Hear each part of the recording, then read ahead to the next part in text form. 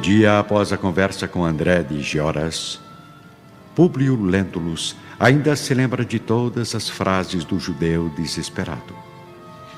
Acaba recordando seu sonho inexplicável e uma força interior o leva a querer redimir as atitudes perversas que tomou na outra vida. O senador sai do palácio com apenas um pensamento. Preciso rever este pobre rapaz, reconduzi-lo à sua família.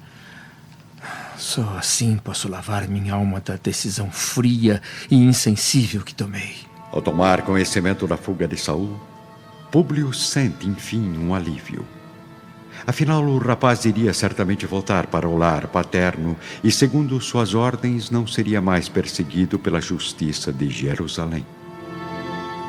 No entanto, a verdade é bem diferente. E o caminho do jovem judeu será ainda mais cruel que a prisão de onde escapou.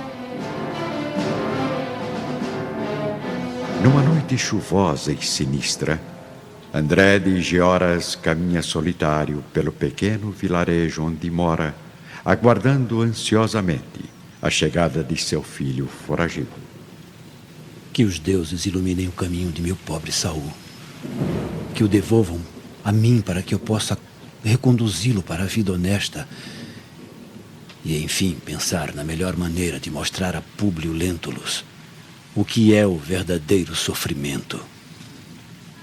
Na maioria das províncias romanas se agrupavam terríveis mercadores de seres humanos. O jovem Saul, por força cruel do destino, acabou sendo capturado por essas criaturas perversas e vendido clandestinamente a escravocratas romanos. Foi embarcado no antigo porto de Jope e levado prisioneiro à capital do império. Sua juventude esbelta e sadia foi logo reconhecida por tais mercadores que, logo em sua chegada, o levaram à praça do comércio de almas.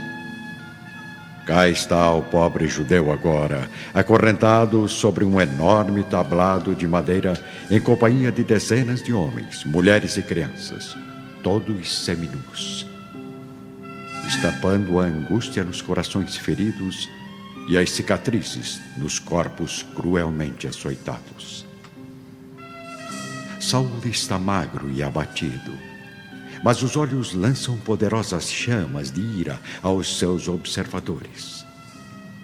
Ele deseja fugir daquele inferno mais depressa, porém suas pernas cansadas não conseguem dar sequer um passo. Os pensamentos de Saul, no entanto, viajam milhas até Jerusalém, recordando a expressão fria e desumana do juiz que causou sua desgraça.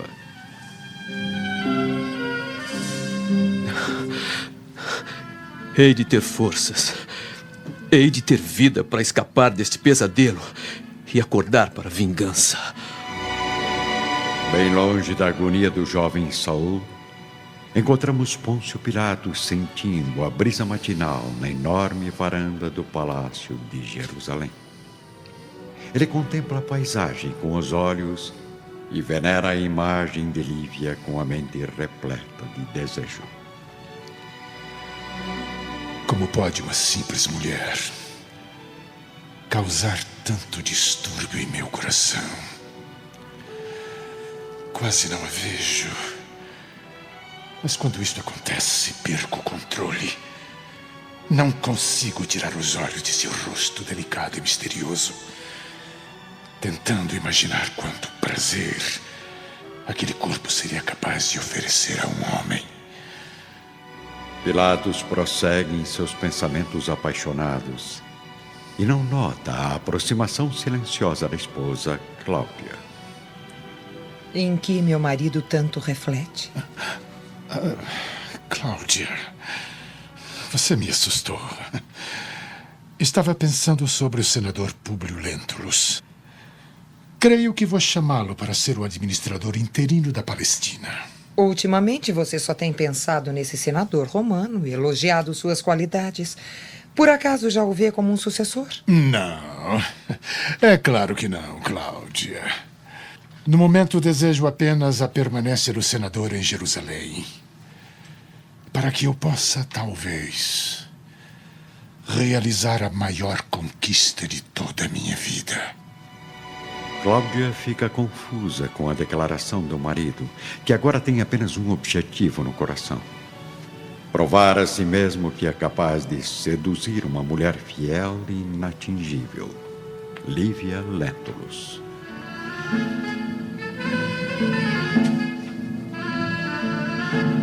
Voltando à Praça do Comércio Romano, junto daquela massa de criaturas desventuradas, caminha um homem repulsivo e ganancioso, que grita para a multidão de curiosos. Cidadãos romanos, vejam à vontade as mercadorias que aqui tenho à sua disposição. Passeando pelo tablado entre os prisioneiros, o mercador prossegue comentando os atributos de cada infeliz numa atitude cruel e vergonhosa. Que tal essa jovem? Vejam quanta saúde! Quanto calor esse corpo pode dar a um homem carente, hã? Além disso, é um exemplar perfeito de delicadeza e bom comportamento. Obedece ao primeiro sinal.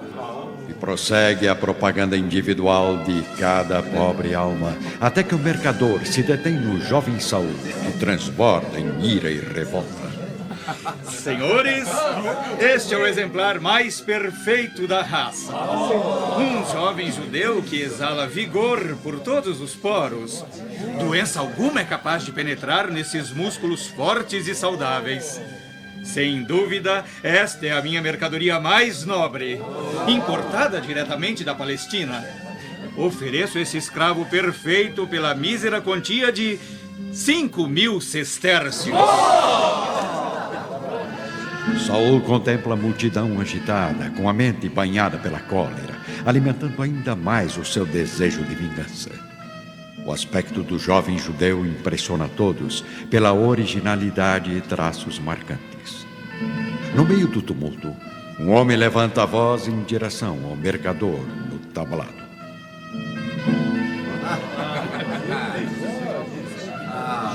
Meu senhor necessita de um rapaz vistoso e forte para o serviço das vigas. Este jovem é ideal para tal necessidade. Ofereço 4.000 sestércios pela mercadoria. Negócio fechado. Meu prazer é satisfazer a todos. Saul não sabe se sente alívio ou ainda mais angústia. Afinal, sua vida agora está nas mãos de um capataz romano. Na verdade, o comprador do jovem escravo presta serviços à casa de um personagem que já conhecemos, Flamínio Severus, que o havia designado para adquirir um novo servo para os filhos. É assim que, mais uma vez, o destino mostra sua força, introduzindo a alma vingativa de Saul no seio da família Severus. No dia seguinte, no gabinete de Pôncio Pilatos, vemos o governador e Públio Lentulus em importante conversa. E então, senador, o que pensa a respeito de minha proposta? Bem, como sabe, vim à Palestina unicamente para tratar da saúde de minha filha. Mas uma oferta desse nível não pode ser negada. Afinal, é meu futuro político que está em jogo. Aceita permanecer em Jerusalém por tempo indeterminado como administrador interino da Palestina? Simultaneamente à pergunta de Pôncio Pilatos ao senador, encontramos o jovem escravo Saul já no palácio de Flamínio Severus, sendo apresentado aos novos patrões. De onde você veio, rapaz? De lugar algum, senhor. Prefiro esquecer o passado, começar vida nova e servir a sua casa da melhor maneira. Muito bem. É esperto, inteligente e o mais importante, tem vigor suficiente para o serviço das bigas. O que acham do novo escravo, meus filhos? Qual a sua idade, pobre judeu? Não dirija a palavra a este mísero ser, Agripa. Nós não sabemos se é de confiança. Eu já nem lembro da minha idade, mas tenho juventude bastante para os trabalhos mais pesados. É isso que interessa. Pelos deuses, eu nem acredito que agora tenho um servo exclusivo para o serviço de minhas bigas. E o melhor de tudo, meus filhos, Um excelente escravo adquirido pela ninharia de apenas 4.000 sestércios. Saul encara a felicidade de Flamínio e Plínio com um ódio cada vez mais intenso e detém o olhar na expressão sensível de Agripa, o único a sentir pena da condição cruel do jovem escravo. A noite cai em Jerusalém. Públio e Lívia estão recolhidos em seu confortável aposento. Não tive escolha, Lívia. Acabei aceitando a proposta do governador. Mas Ficaremos na Palestina por mais algum tempo. eu pensei que voltaríamos em breve para Roma. Eu acho que não retornaremos para lá tão cedo. Uma ponta de tristeza fere o coração angustiado de Lívia, que deseja voltar logo para sua terra. Mas agora precisa acatar a decisão do homem a quem ama. Em parte, isto será muito bom para nossa filhinha, que melhora a cada dia. Aliás, eu vou ver se ela dorme tranquila. No quarto de Flávia, Lívia encontra a filhinha acordada, com uma expressão alegre na face, ainda prejudicada pela doença. Acordada, minha princesa? Mamãe, quem é aquela mulher que conversava com você no dia da nossa chegada? Ela é sua tia, Fúvia Lentulus. Eu acho que ela não gostou de mim. Ora, Nem ela e nem aquela menina. é claro que gostaram, Flavinha. E aquela menina bonita é sua prima Aurélia. Quando eu vou ver a minha prima de novo? Logo, logo, filhinha. Logo que você ficar melhor. Lívia diz essas palavras de conforto à filha, mas tem consciência de que, no fundo, Fúvia jamais permitirá a aproximação das duas primas.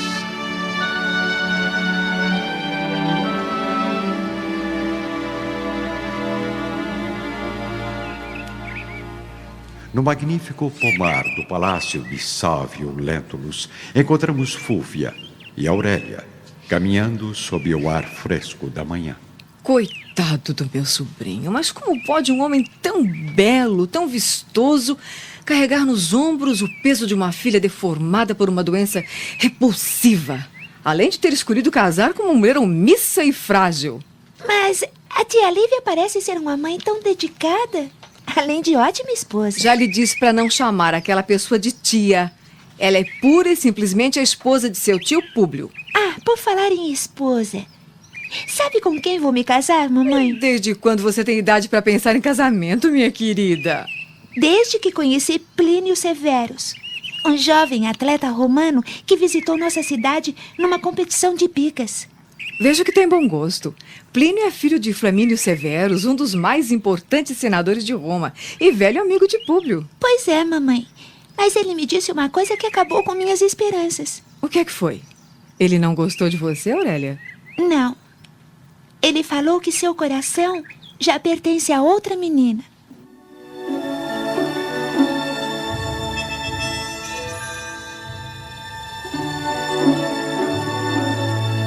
Sem dúvida, Plínio Severus oculta uma paixão infantil por alguém que a prepotência de Fúvia jamais poderia imaginar. Ninguém menos que a pobre menina enferma, Flávia Lentulus. O clima seco da região da Palestina oferece a Jerusalém uma beleza exótica, ao mesmo tempo monótona e melancólica. Na época de Cristo, sua paisagem é bastante semelhante à dos dias de hoje. Pouquíssimas colinas verdes contrastam com o visual árido e sem vida.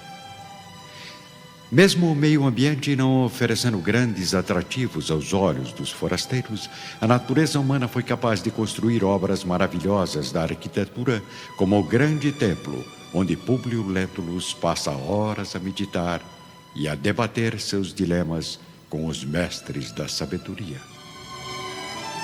As novidades e as descobertas da vida nova fazem de Jerusalém um polo de cultura e modernidade. As construções herodianas crescem cada vez mais ao seu redor, criando uma nova fisionomia para a famosa cidade.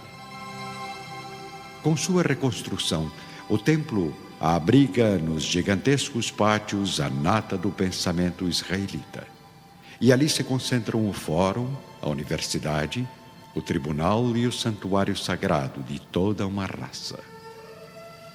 Processos civis, discussões teológicas, toda e qualquer decisão final se concentra no grande templo das ambições e atividades da pátria. Do alto de seu posto na Torre Antônia, Públio Lentulus inicia mais um dia na administração geral da cidade. O senador já esqueceu um incidente com o jovem Saul e as ameaças de André de Gioras, contemplando agora os novos encantos de uma região bem diferente de Roma.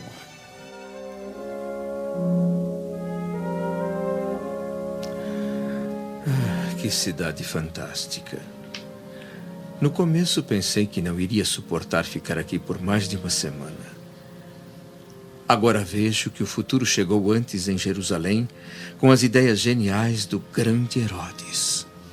Seduzido por uma cidade envolvente, mas perigosa, Públio observa lá embaixo o movimento dos sacerdotes conduzindo as multidões de miseráveis em busca da salvação. Quantas almas, quantos problemas, quantas vidas sem rumo são capazes de seguir a palavra dos sacerdotes. Que poderes têm estes para curar a doença social da miséria e a praga espiritual da angústia?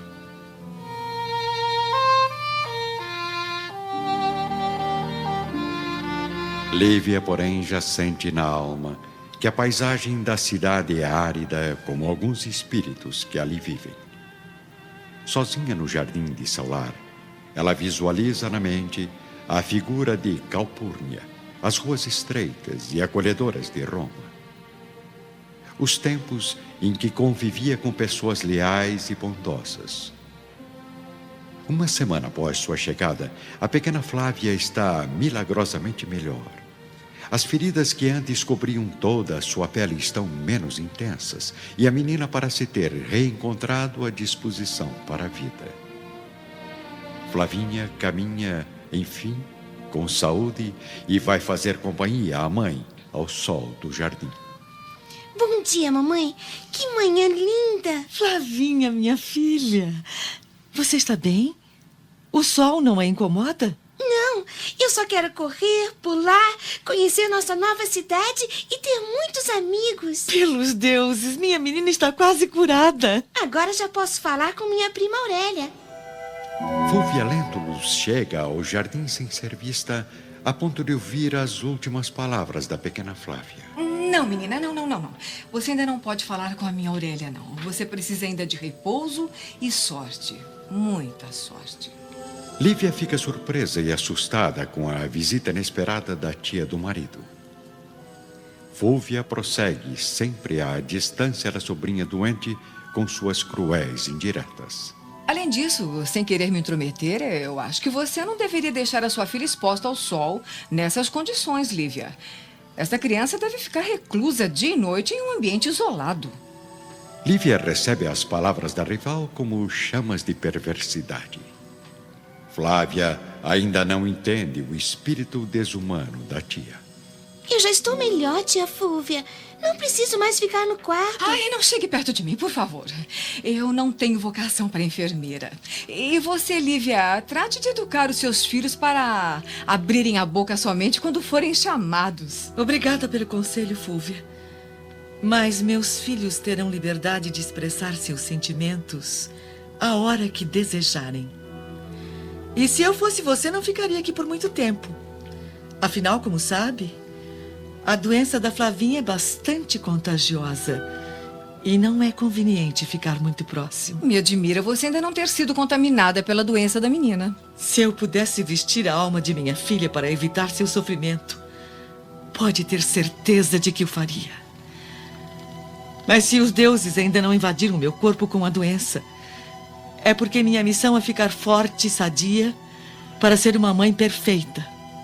Como você, que larga a própria filha sozinha e vem dar conselhos a outra mãe desesperada. Bem, isso não me interessa. Eu vim aqui apenas para trazer um convite do governador ao meu sobrinho. Papai não está em casa. Ele foi para a torre bem cedinho. Eu não lhe perguntei nada, menina sem educação. Então, se já sabe que Públio não está, e se o convite é exclusivo para ele, convém a senhora o entregar pessoalmente em seu gabinete.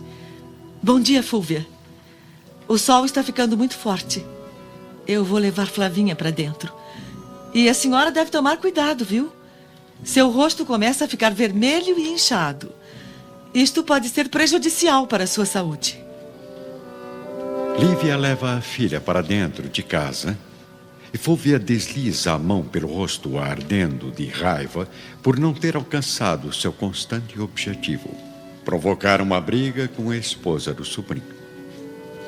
Dentro de seu quarto, no entanto, Lívia não consegue suportar a tristeza e desaba em choro profundo. Deuses supremos, por que criaram espíritos tão perversos e insensíveis como o de Fúlvia Lentulus? Por que eu tenho que me rebaixar? Rebaixar minha alma às trevas da ofensa e da intriga? Lívia é agora uma mulher de espírito cada vez mais abalado por diversas expectativas, mas não revela sua angústia ao marido, a quem não deseja magoar de maneira alguma. Os ataques de Fúlvia, no entanto, não são os principais motivos que aumentam suas incertezas. Já decorre uma semana que os Lentulus chegaram a Jerusalém e Lívia nota que Pôncio Pilatos comparece diariamente à sua residência, realizando longas palestras com Públio. Horas e horas passa o governador a conversar com seu marido, mas Lívia, nas secretas intuições da alma feminina, sente no ar os pensamentos lascivos de Pilatos a seu respeito, revelados cinicamente através dos galanteios e dos presentes oferecidos a ela pelo governante da Palestina.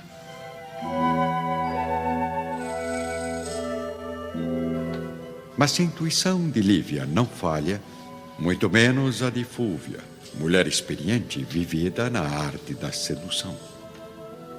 Sozinha nas termas suntuosas de seu palácio, ela é a própria imagem do ciúme. Pensam que nasci ontem, idiotas. Pensam que trocam olhares ardentes e ninguém presta atenção. Mas quanta ingenuidade! Lívia Lentulus.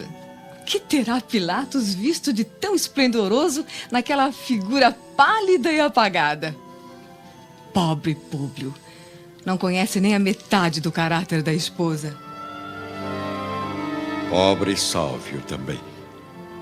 Afinal, tal ciúme de Fúlvia não é gratuito. Há anos ela é amante oficial de Pôncio Pilatos.